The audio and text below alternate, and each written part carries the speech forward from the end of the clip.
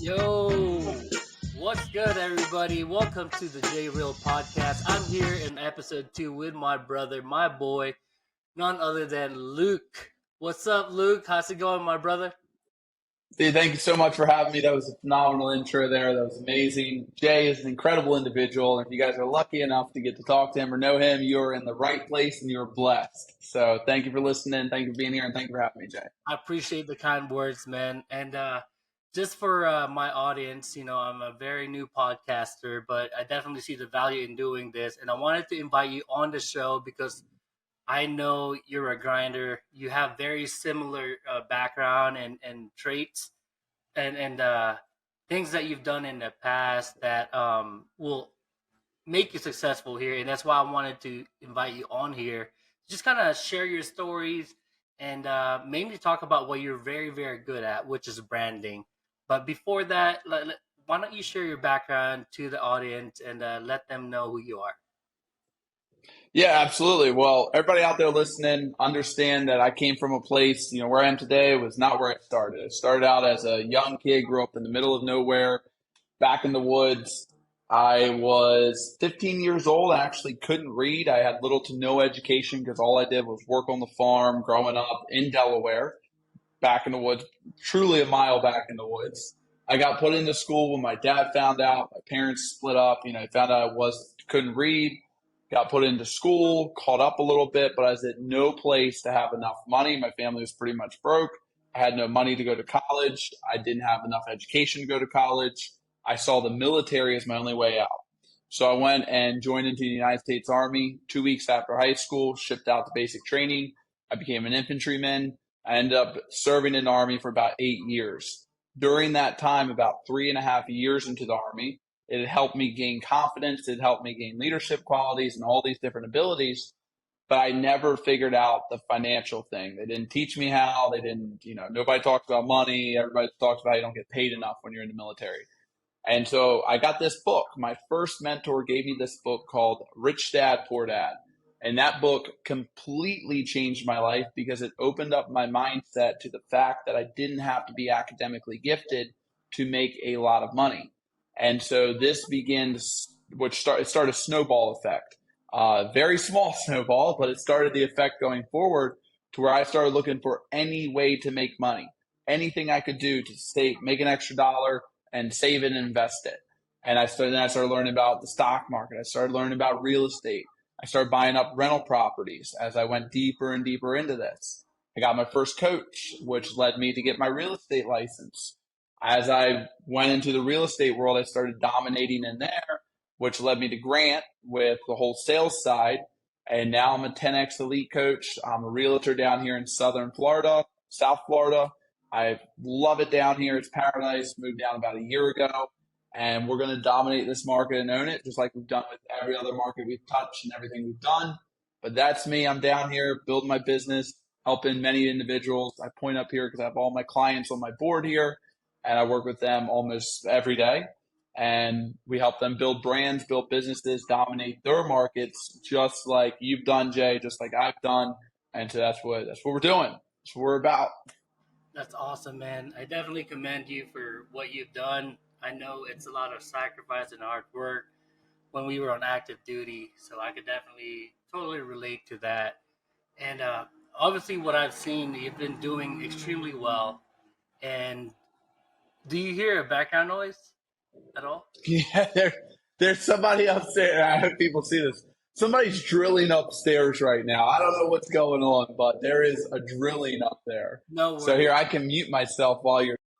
Oh no, yeah, you're good, man. But I was just saying, with what you're doing, I'm seeing a lot of great success in your coaching that you've done there, and you've actually built a platform for your mentees. And could you tell me a little bit about that and your experience in building that and why you built it?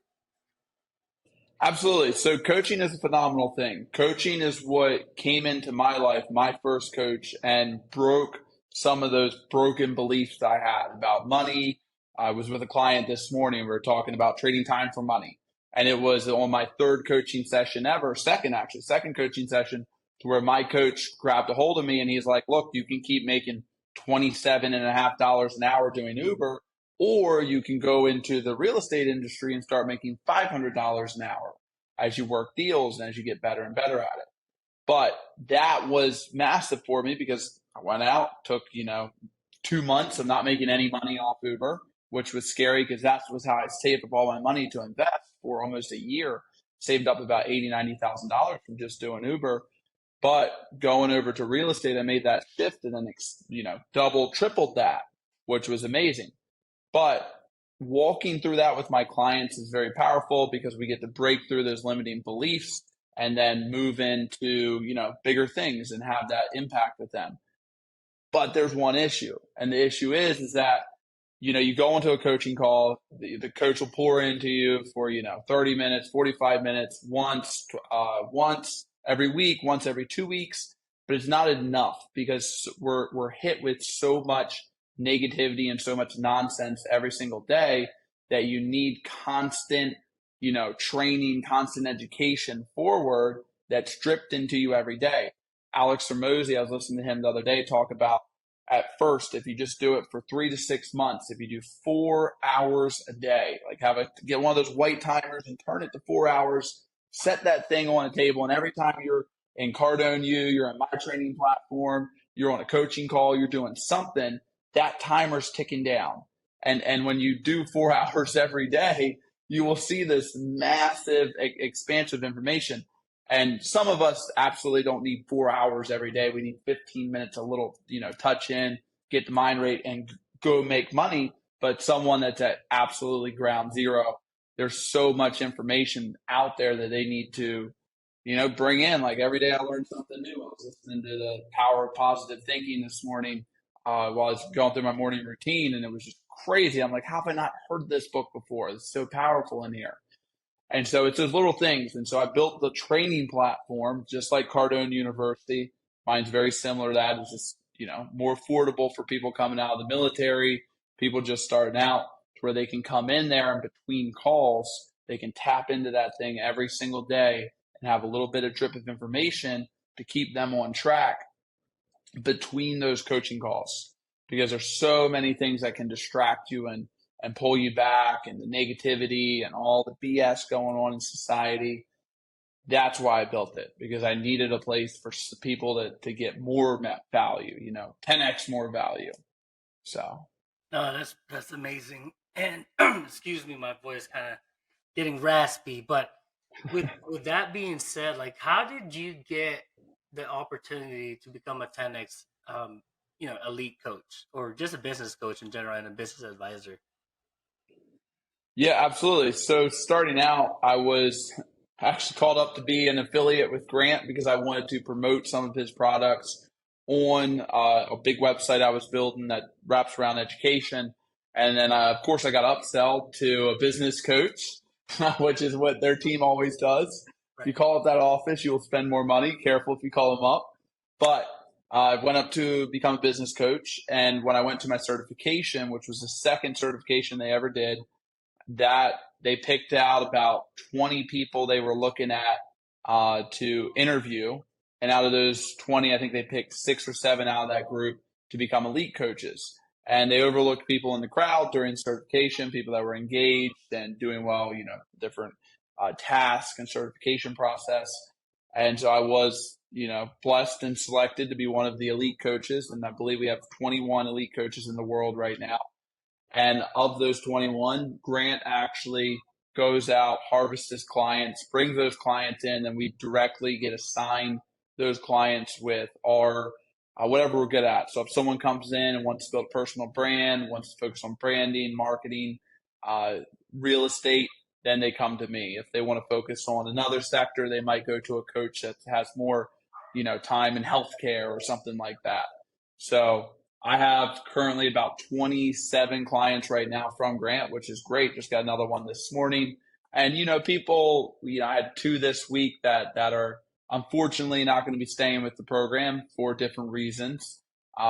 Almost always, they're running into financial trouble or something's happening, which is going to happen. If you're a business owner out there, you know exactly what I'm talking about. Things happen. You do the best you can to keep people moving forward. But, the program has incredible benefit because you get access to every piece of material that Grant has. Um, Plus, you get the one-on-one coaching from the coaches, which is going to save you a lot of time. I conservative estimate within the first 18 months of my coaching that I did with my coach, I made an extra $250,000, $250,000 from getting my coach. So that was my experience. I took the information he gave me and used it. No, that's very good, man. I personally believe in having a mentor. While I was on active duty in the military, I was a mentor, and I've been a mentee as well. And I see so much value in that. And it's the same way as an entrepreneur and in business, right? Um, you have the greats like Tom Brady, Michael Jordan, Steph Curry, Tiger Woods. They all have coaches, right? And no matter how good you are as an individual in your industry or in your niche, you're still gonna need somebody to help and guide you, make the right decisions, have the right forms and right strategy and stuff like that. So I definitely value, having a good mentor because it's helped me as well in as a new entrepreneur when I first started my business. Oh, sorry, my dogs are being loud. But when I first started my business, I didn't know anything about entrepreneurship, but I do know the value of having a right mentor and a coach. So I ended up hiring one, and within the first 3 months, I made over six figures already. And as you know, in the military, we don't get paid as much, right? That's like your entire year's paycheck. And so definitely I got my money's worth it.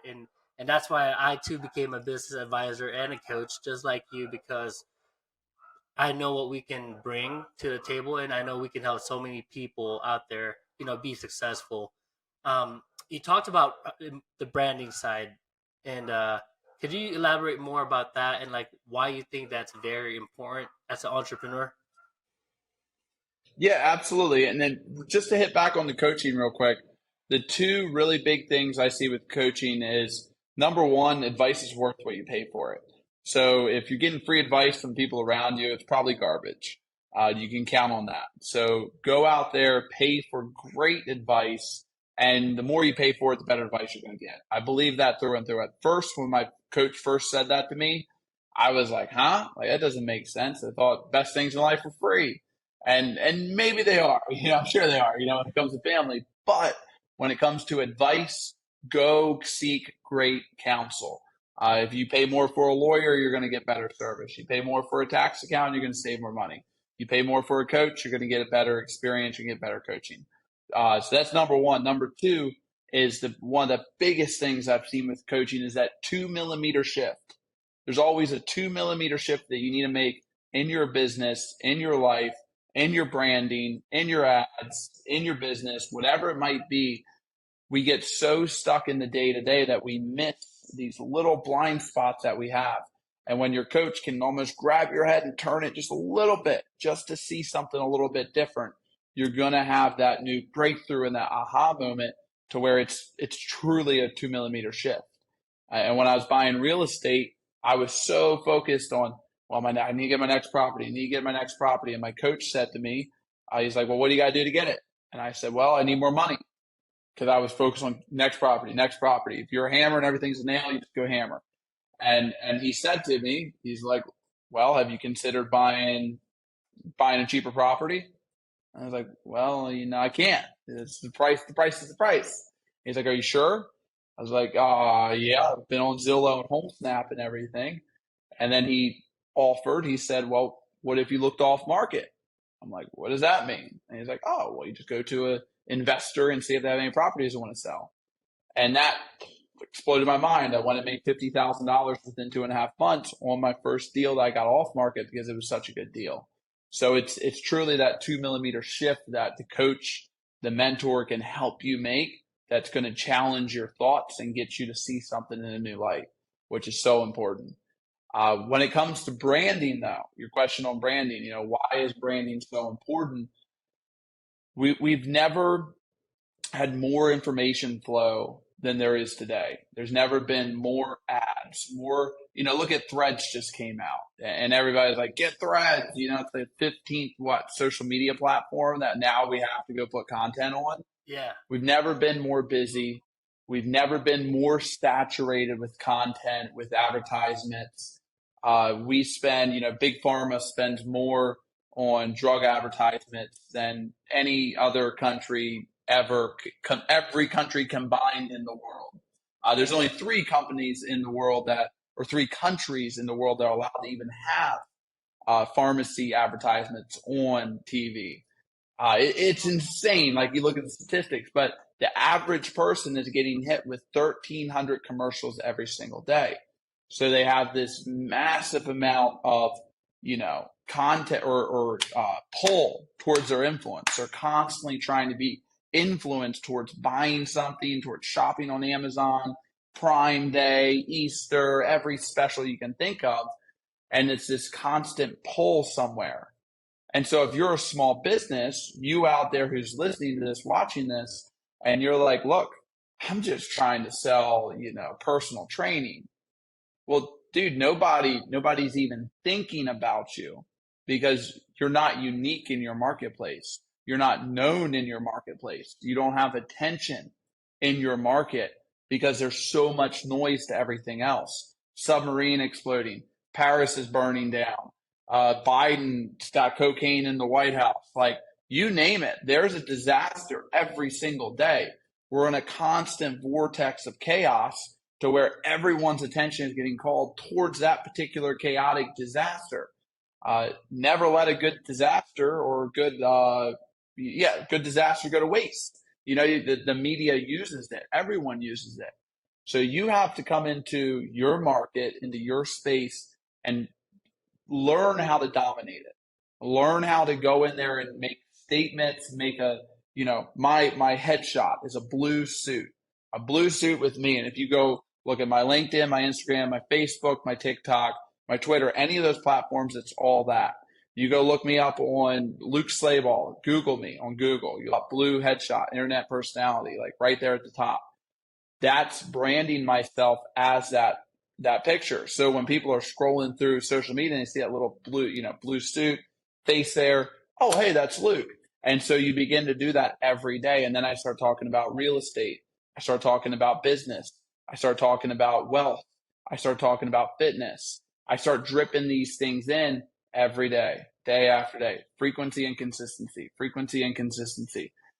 Over time, people, when they think of real estate, boom, they're calling you up.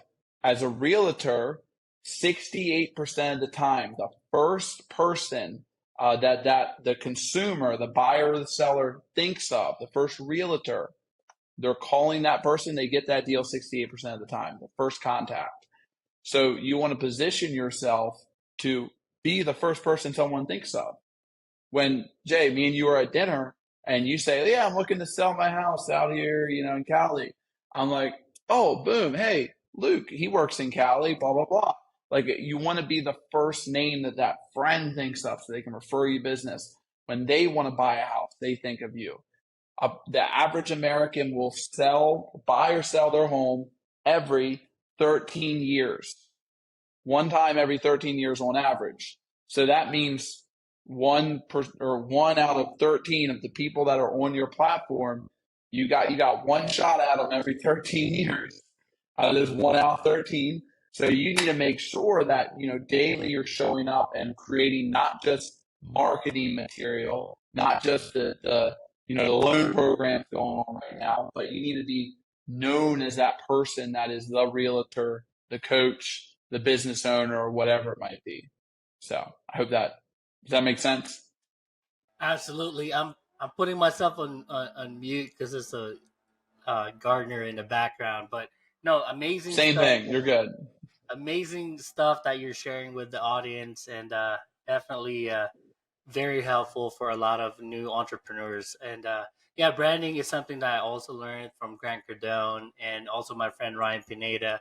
Um, I feel like if you're an entrepreneur, you're in a service business, you have to put yourself out there. And, paid advertising is very expensive, especially today. And, free marketing is going on all over social media. And you're absolutely right. Whenever I connect with you in any other social platforms, it's that picture that I see of you in that blue suit. That's I recognize that because that's your brand, and it's the same thing with me, with my me with my arms crossed and with that 10x in the background, right? So that's what I'm using in all my social media platform, from LinkedIn to Facebook to Instagram and TikTok as well. You also mentioned Threads, like completely brand new social platform in competition um, with Twitter. It's pretty crazy. In the first 3 days, they got over 100 million users without. Wow, that's insane. It's crazy without doing any kind of paid advertising yet. Um, and Mm. that's the power of branding, right? Like they just launched and people talked about it, and then all of a sudden, 100 million people in 3 days are a part of it. Whereas Twitter's been the go-to, right? And now Threads just started, and they got so many other users in a short amount of time. Well, Threads is going to be interesting because it's going to be a fight for attention, and I don't think all the platforms are going to survive. I think the only ones that are going to survive are the ones that stay free. And if Threads starts, well, they're doing the same thing Instagram's doing. So if Instagram continues to censor and restrict the flow of content, they're going to pay the price. I really do believe that American people are not going to put up with this for much longer, and the rest of the world too. It's not just Americans. They don't want the censorship. We want the real, the raw, and it's why the personal brand and the branding is so powerful because it lets you in it pulls the veil back, pulls the curtain back, and you can see what people are doing.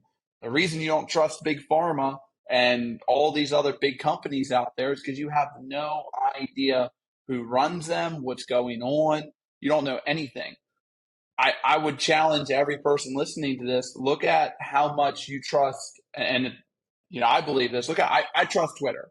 I trust Twitter way more than I ever did before because I'm seeing Elon talk about it. He's interacting, almost 100 times a day with Twitter users. He's constantly engaging with the audience. He does interviews with the press. He will talk to everybody. Look at Threads or Instagram right now. I don't know if Zuck ever does a single interview. I never hear him talk about anything. It's always closed doors. You never hear anything going on. You don't know what their purpose is. You don't know what their mission. I don't know what their mission statement is. But Twitter's, and I'm sure it's on a website somewhere. But it's not like you don't have Elon. The richest person on earth in history of the world is on there every day, interacting with his audience, saying, "Hey, look, we're making this better. We're fixing this. What do you think we can do better to the platform?" Like, it's incredible. And that's the power that every business has when it comes to branding and marketing.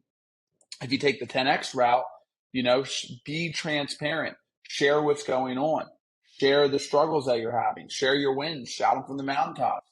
I'm in my studio here in my home, and I go on Snapchat and Instagram, and I share all these things, what it looks like, where I'm at, what I'm putting together, what I'm working on, where I'm driving to, the vacations I'm on. Like, when people come into my ecosystem, there's no, "Oh, you can't know that about me," or "This is hidden." Like, you guys can know everything. I'm an open book because I believe in transparency, and I don't want anyone to ever trust me when it comes to the real estate transaction or coaching. I'll just show you. I would much rather show you everything I'm doing when it comes to contracts, offers, documents, coaching, materials, how I function with my business. I'd rather show you than tell you to trust me, which is massive transparency at every level. I love that, bro. I love that. Um, let's talk about. I think. Well, let's talk about this one guy that you and I both admire that many people probably hate. You talked about censorship and talked about branding. Andrew Tate is the most Googled man on earth, right? What do you think like allowed him to be so famous not only in the United States but all over the world.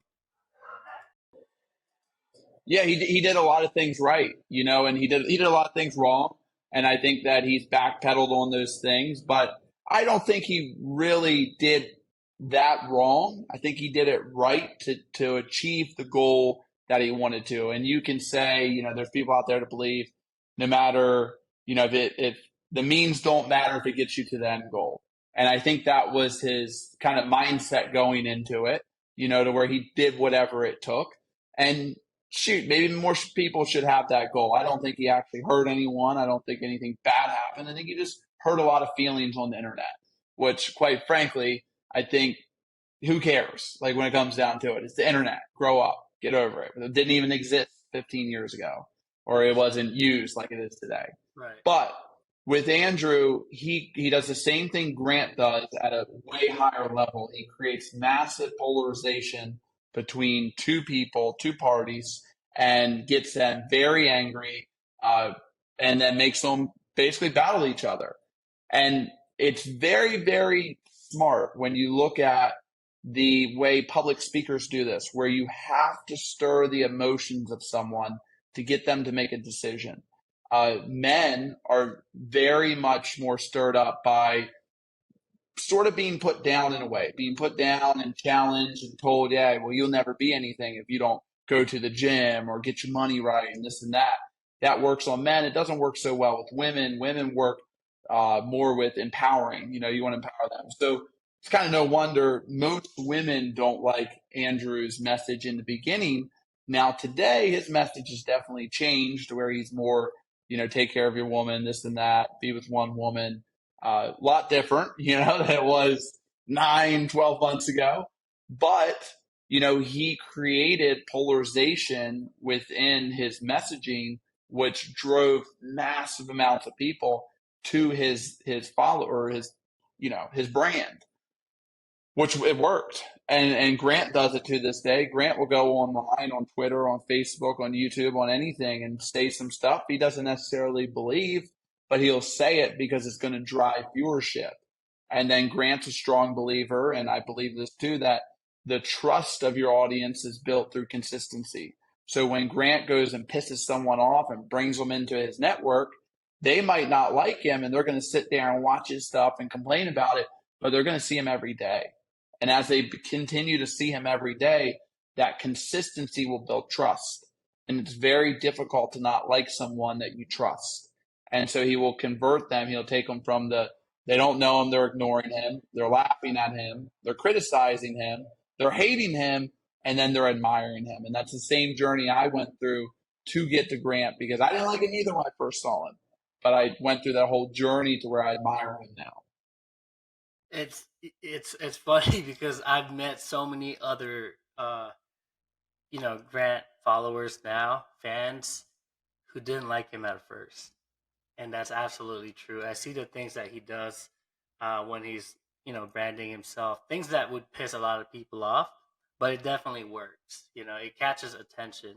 I think the most recent one that I saw was when he was lighting up his cigar with $100 bills. I don't know if you ever saw that. And he said, "Cash is trash," and then threw it in the garbage. And I knew a lot of Yep, people, yep.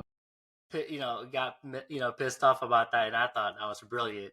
You know, so I definitely understand the power of branding. Now, Well, yeah, go ahead. and look at Ryan. Ryan, just dyed his hair red again, and he used to do all sorts of different colors back in the day. And I clicked Right. on one of his videos he put up yesterday or this morning, and people in there like, "Man, you're a goof, like just talking crap." And it's you idiots, like you're falling right into exactly what he did that for. He did that to get your attention. Tate, I remember to this day the first video I saw of Tate was him sitting shirtless outside pointing over to his Bugatti, being like, "You know what I had to do for that Bugatti?" Like just screaming at the camera. And I was like, who is this guy? Like, this guy's an idiot. And then, but it intrigued me a little bit. I was like, whatever, he's annoying. And then I saw another video. I was like, I don't like that guy. I saw another video. I was like, really, I do not like him. And then I saw one video where it just clicked, and I was like, yeah, he's right. Like, he's right about a lot of this. And so all of the people I admire actually went through that cycle. And I have a lot of people in my network today that did not like me when they first saw me, when they first followed me. They didn't like my content, some of the stuff I put out, things I say, I do on Facebook and Instagram. But then they begin to be like, dude, I was wrong about you. I would love to chat with you, blah, blah, blah. They come into my network. So it's fascinating. Yeah, no, I definitely see that. My next question follow up would be like, how would you handle some of the negative feedback that you get? Because we're putting ourselves out there often, a lot, using our brand, associating us with 10x and Grant Cardone. Personally, I've gotten a lot of haters as well, but and I've dealt with them, differently. But in your case, like, how do you handle all of this negative criticism that you get from, putting yourself out there every single day?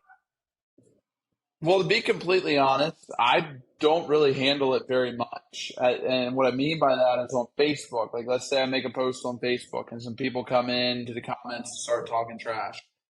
Almost 100% of the time, my audience will jump on them almost immediately and start just crushing them. And then that just starts going back and forth and everybody starts battling and it just goes from there. I would tell you with most of the haters, make fun of them, whatever, a little bit, but don't engage too much. Like, stay out of it for the most part. Let your audience handle them, and that just solidifies your place in the marketplace. That you have a following, you have people who look up to you, and they're there to fight for you. You know, so I would let your audience handle it. Yeah, that's something I need to work on, myself first. I get, I don't get a lot on Instagram, but whenever I do paid ads when I test different things, some that immediately some people will say, "Oh, Well, that's a scam," all that stuff, and sure. Set take the post and send it to the people closest to you and tell them like, "Hey, dude, you see what this guy said? Like, go tear him up." And then I do it all the time. Like, I got my closest buddies, I'll send it to, and they'll go in there. Oh, you're an idiot, blah blah blah. Start going on. Then it creates this whole like chaos to where you'll get 5,000 clicks on a Facebook post.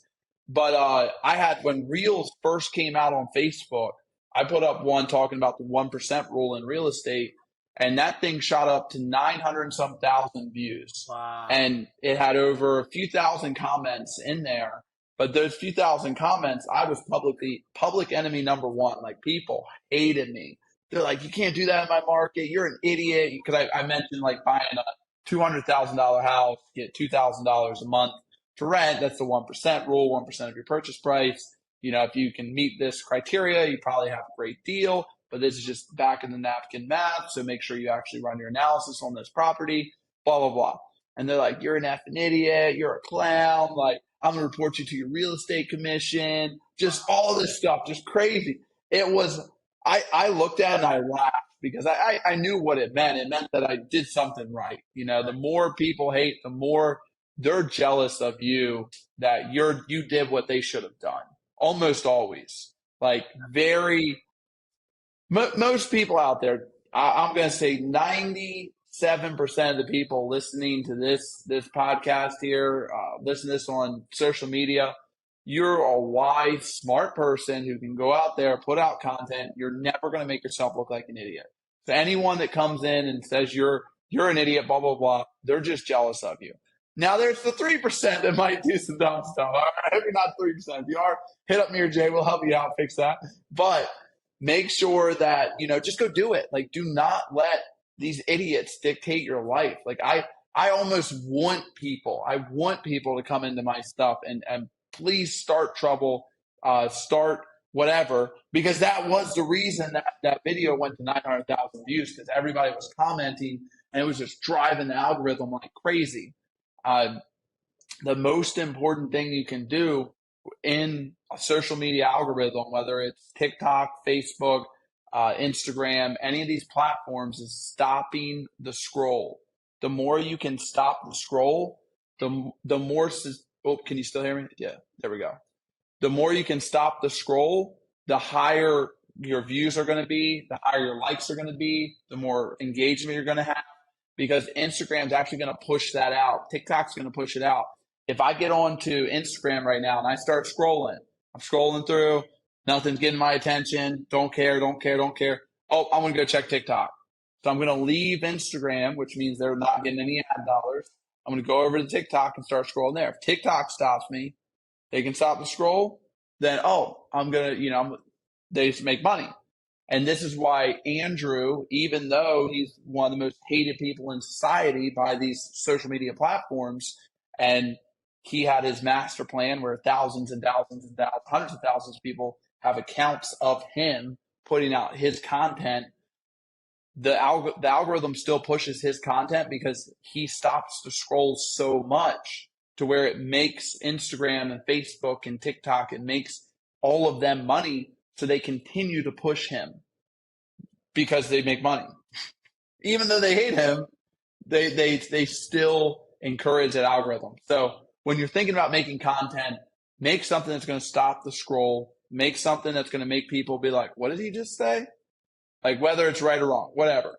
And then this is more pro level with things. At first, it's get content out there. Then optimize it. Constantly optimize your content, your page, and try to get better and better with what you're doing. That's pretty awesome, man. So if somebody's watching this who's a brand new entrepreneur, who's somewhat of an introvert, and but knowing that they need to put out content to get themselves known, what would be your advice to these guys and gals in order to start getting known? Yeah, number one, quantity over quality. And this is our content checklist directly from a mastermind that we do with people that spend $25,000 a head. So quantity over quality. You can go to my Instagram right now, sold by my last name here, sold by Slayball. You can go to my Instagram, scroll all the way back 2.5 years, 900 posts, and you'll see the constant progression of each post, how I got better. I got more comfortable speaking, less ums, ums, and ahs. It just increased. It got better and better and better. That's through quantity. It's not through sitting around trying to make the perfect one, because you'll waste every day for months and months trying to do that. So quantity over quality, number one. Number two, consistency and frequency. It's the only way you're going to get great. If you tried to ride your bike once and you fell off and you just quit, you would have never learned how to ride a bike. But you continue to get back on the bike consistently and frequently until you mastered how to ride a bike. And then you started doing wheelies and jumps and everything else, but you continued to progress at it. So number two, consistency and frequency. Number three, assume nobody sees it. And it's the most powerful thing, because a social media post, I already gave you the numbers in the beginning, that you're getting hit with 1,300 commercials every day. So a single social media post that you make is like me walking over to the Atlantic Ocean over here, taking a brick, throwing it in. It's going to do nothing to the ocean. It's not going to raise the water level. It's not going to do anything. It's a freaking ocean out there. And I did one brick in. Doesn't matter. So social media posts is the same way. We want to assume that nobody sees it, which they will not at first. I promise you, they won't at first. It takes consistency and frequency. Back to number two. So number three is to assume nobody sees it. Then number four is shoot it once and post it. When you sit there and retake these videos over and over and over, you will never get it right. And you've experienced that it gets worse and worse and worse the more you try to retake it over and over and over. It's a lot like when you're taking a test. Your first instinctual answer is probably right. When you keep trying to do it over and over and over, it gets worse and worse and worse. So shoot it once and post it. There's 4 more, but if you want those, contact me or Jay. We'll get you set up. I love it. But no, seriously, those are the most basic and the easiest to use, to where everybody can start with. And to all the extroverts out there, don't be so selfish.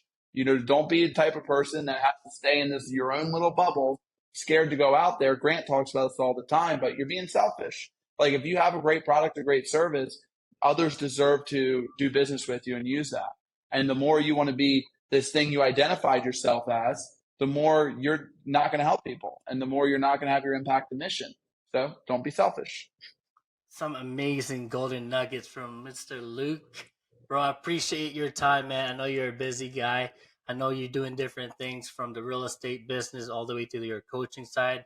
So I appreciate you hopping on this call. We're at 40 minutes. A lot of great golden nuggets. for my audience that don't know who you are, where can they find you in social media and how can they can reach out to you? Well, number one, thank you so much for having me here, and I appreciate everybody that made it to the end here. Only 10% of the people that buy a book from the bookstore only ever make it past the first chapter. So if you made it to the end of this 40 minutes, congratulations. You are one of the very few out there who wants more, does more. And if you want more, obviously you're already following Jay and working with him.